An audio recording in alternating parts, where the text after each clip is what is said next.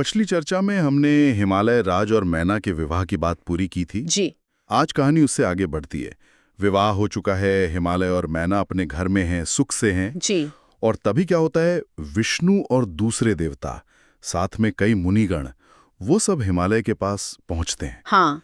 अब ये कोई ऐसी ही मुलाकात तो नहीं लगती। मतलब इतने सारे देवता एक साथ क्यों आए हैं? सही कह रहे हैं आप। ये महज कोई शिष्टाचार भेंट नहीं थी, बिल्कुल नहीं। इसके पीछे एक बहुत बहुत गहरा उद्देश्य था। अच्छा। हाँ, जो सीधे ब्रह्मांड के संतुलन से, देवताओं के अपने हित से जुड़ा हुआ था। और देखिए, हिमालय का व्यवहार कितना विनम्र है। शास्त्रों में इसका वर्णन है। हाँ, वो तो है। वो देवताओं को देखकर इतने खुश होते हैं, मतलब अभिभूत हो जाते हैं। कहते हैं कि आज मेरा भाग्य खुल गया। उनकी विनम्रता देखिए। हाँ बिल्कुल, वो हाथ जोड़ लेते हैं, आंखों में आंसू हैं, खुशी के, प्रेम के, और पूछते हैं कि भाई मुझे सेवक समझिए, आज्ञा दीजिए। जी। कहते हैं कि मेरा जन्म सफल हो गया, तपस्या सफल हो गई, मेरा घर पवित्र हो गया। ऐसी भावना। बिल्कुल। और तभी देवता फिर बताते हैं कि वो क्यों आए हैं। हाँ, वही मुख्य बात।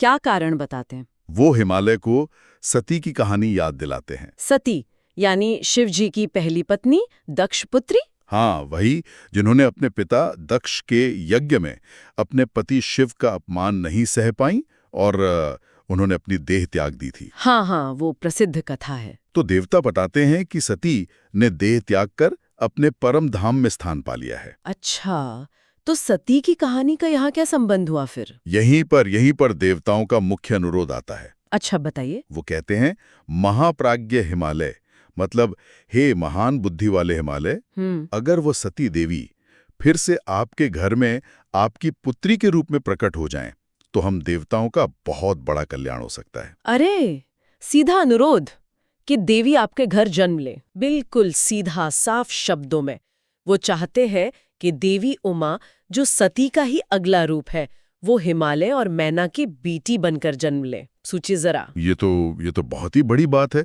किसी राजा से ये कहना कि स्वयं आदि शक्ति आपके यहाँ पुत्री बनकर आए। हाँ, और हिमालय की प्रतिक्रिया क्या थी? हाँ, उन्होंने क्या कहा? जैसा आपने उनकी विनम्रता का जिक्र किया, उनके लिए तो ये परम सौभाग्य की बात थी। वो मन ही मन बहुत खुश हुए, आदर से सिर झुकाया और कहा, प्रभु, ये तो मेरे लिए बहुत बड़े सौभाग्य की बात है। मतलब तुरंत मान गए? हाँ बिल्कुल, तुरंत सहमति दे दी। और फिर देवताओं ने उन्हें मार्गदर्शन भी दिया कि देवी उमा को कैसे प्रसन्न करना है, तपस्या कैसे करनी है। अच्छा, तो हिमालय तो तैयार हो गए, पर कहानी यहीं खत्म नहीं होती शायद।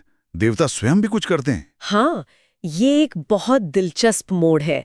अपना अनुरोध हिमालय के सामने रखने के बाद देवता खुद एक सुंदर पवित्र जगह पर जाते हैं। क्यों? देवी जगदम्बा की स्तुति करने के लिए। अच्छा, हिमालय की सहमति के बाद भी वो खुद देवी की आराधना करते हैं। हाँ, क्योंकि वो जानते थे कि असली कृपा तो देवी की ही चाहिए, सिर्फ हिमालय के मानने से बात नहीं बनेगी।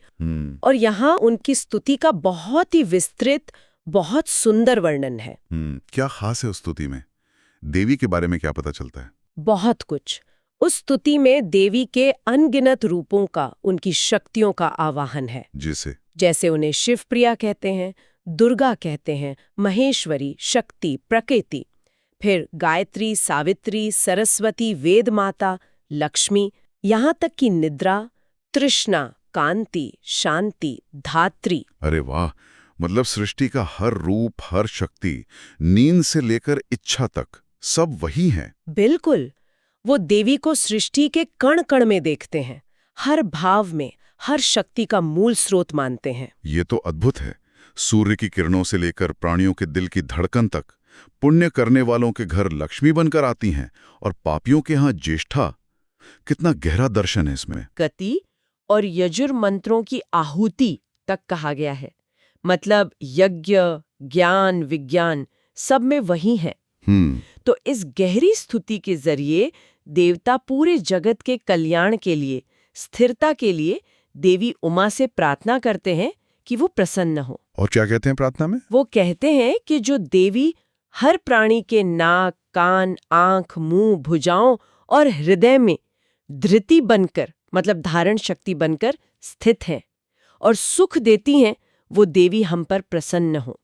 ऐसी प्रार्थना करते हैं और फिर बस देवी के दर्शन की इच्छा लिए वहीं श्रद्धा से खड़े हो जाते हैं। तो पहले हिमालय से अनुरोध किया और फिर स्वयं देवता देवी की शरण में गए, उनकी स्तुति की, उनकी कृपा पाने के लिए। हाँ बिल्कुल। और ये घटना हमें सोचने पर मजबूर करती है ना। किस तरह से? देखिए, जब विष्णु जैसे देवता जो सृष्टि के पालक माने जाते हैं, वो भी किसी परम शक्ति की स्तुति पर, उनकी कृपा पर इतने निर्भर दिख रहे हैं, तो फिर उस आदि शक्ति का असली स्वरूप, उनका महत्व कितना विराट होगा। मतलब जब सब मिलकर पूरी श्रद्धा से प्रार्थना करते हैं, तो क्या उसमें इतनी शक्ति होती है कि वो दिव्य इच्छाओं को भी प्रभावित कर सके? इस पर सोचा जा सकता है।